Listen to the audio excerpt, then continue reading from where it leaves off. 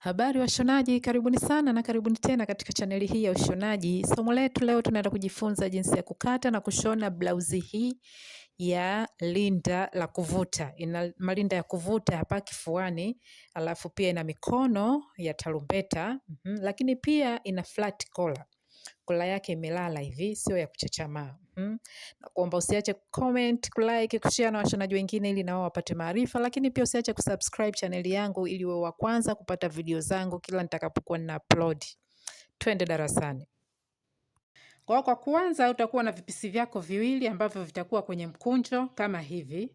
Sawa, hapa tunakata kipande cha mbele na cha nyuma. Kwa utakuwa na vipisi vyako viwili vya namna hii. Utavibebeshea kwa pamoja.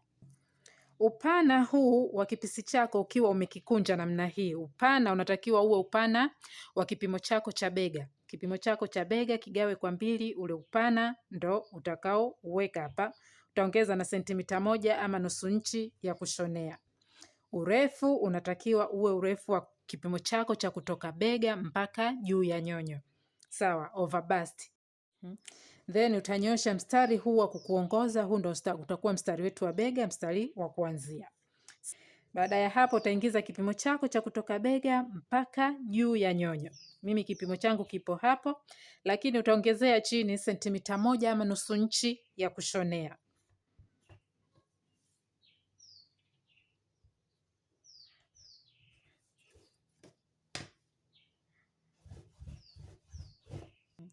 Baada ya hapo utaingiza kipimo chako cha upana wa bega.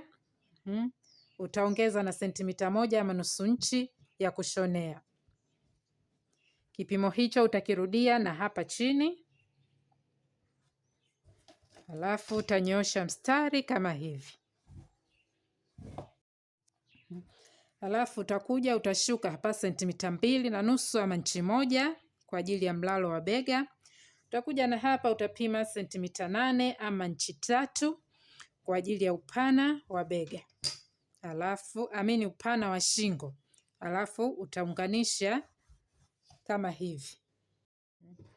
Na urefu wa shingo ya nyuma tutashuka sentimita 3 ama inchi 1 na robo. Na shingo ya mbele tutashuka sentimita 8 ama inchi 3.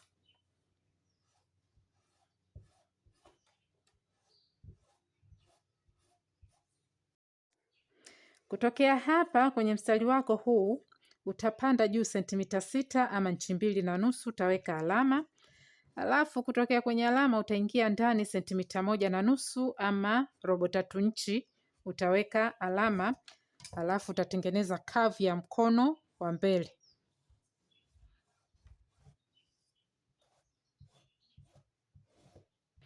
Kutokea hapa kwenye kavu yako ya shingo utashuka sentimita 9 ama inchi 3 na nusu. Utaweka alama. Alafu hapa utaingia ndani sentimita 1 na nusu ama robo 3 inchi. Utaweka alama alafu utatengeneza shape ya V. Hapa vipande vyako vipo tayari na unaweza ukakata. Sasa kwa kuwa tunakatia moja kwa moja kwenye kitambaa, wakati wa kukata hakikisha umeacha nafasi ya kushonea. Hapa shingoni sentimita nusu sentimita ama robo inchi. Huku begani sentimita 1 ama nusu inchi. Huku chini tulishaongeza na huku pembeni tulishaongeza, haina shida. Kwa mkato huu hapa tumekata kipande cha nyuma, then tutaendelea na kipande cha mbele.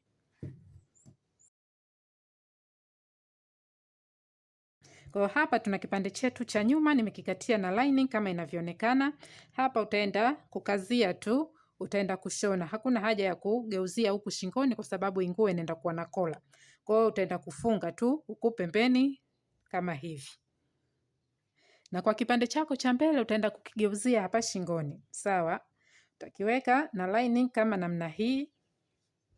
Alafu utaenda ukageuzie hapa kwenye haka kavi.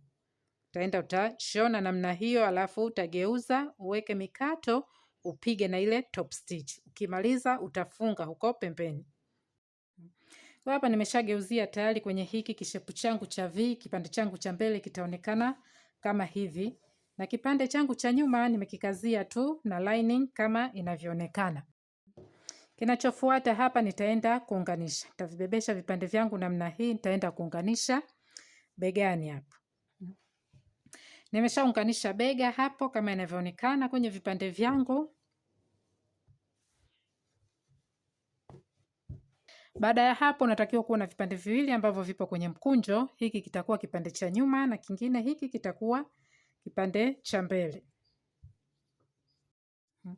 Urefu inategemea wewe unataka blauzi yako iwe na urefu gani. Kwa hiyo kwenye urefu wako mzima toa kile kipande cha juu, kipimo kinachobaki ndo utatoa vipisi vyako hivi vya chini. Na kwa upana huu inatakiwa utumie kipimo chako cha hipsi. Sawa, kipimo chako cha hipsi kigawe kwa 4, jibu unalolipata utaongezea na sentimita 13 ama inchi 5. Utakuwa ndo upana huu kipande chako ukiwa umekikunja. Kwa upande huu wa juu huku ambako vipande vyako, vipisi vyako vimelalia huku, utakuja kutokea hapa mwanzo utashuka sentimita 5 ama inchi 2. Utaweka alama kama hivi. Kutokea kwenye alama hapa utaingia ndani sentimita 7 ama inchi 2.5 kama hivi. Utaunganisha kama hivi, then utatengeneza curve ya mkono hapa namna hiyo. Alafu utakata hiki kiposhe.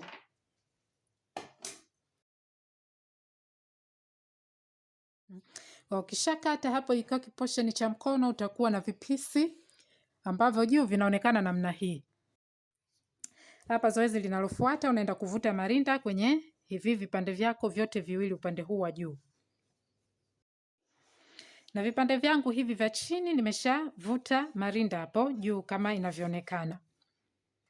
Hapa kifuatacho utaenda kushona sasa. Upande huu wa nyuma utalinganisha haya marinda vizuri namna hii, utaenda utashona hapo mwanzo hapa mpaka mwisho hapa.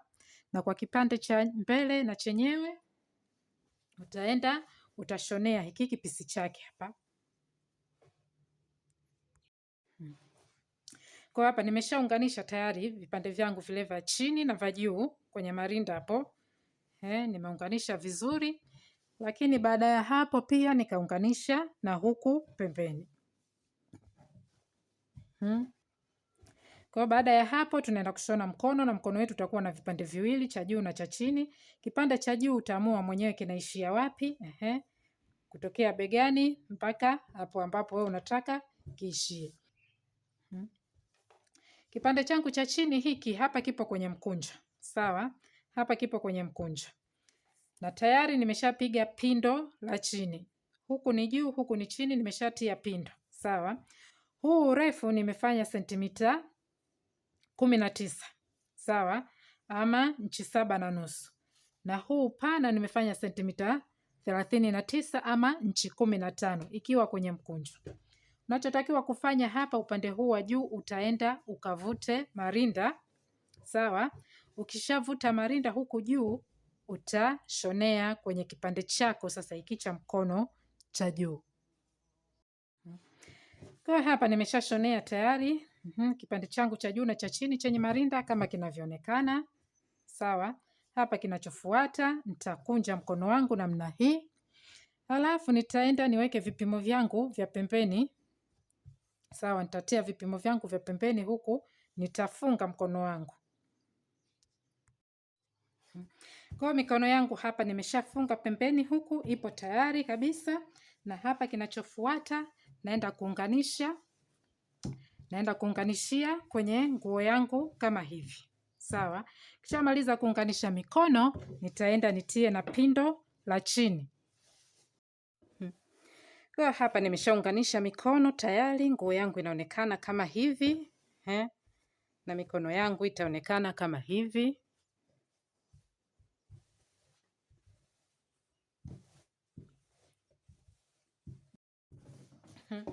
Kwa baada ya kuitilia kola nguo yangu hapa inakuwa imekamilika, iko tayari.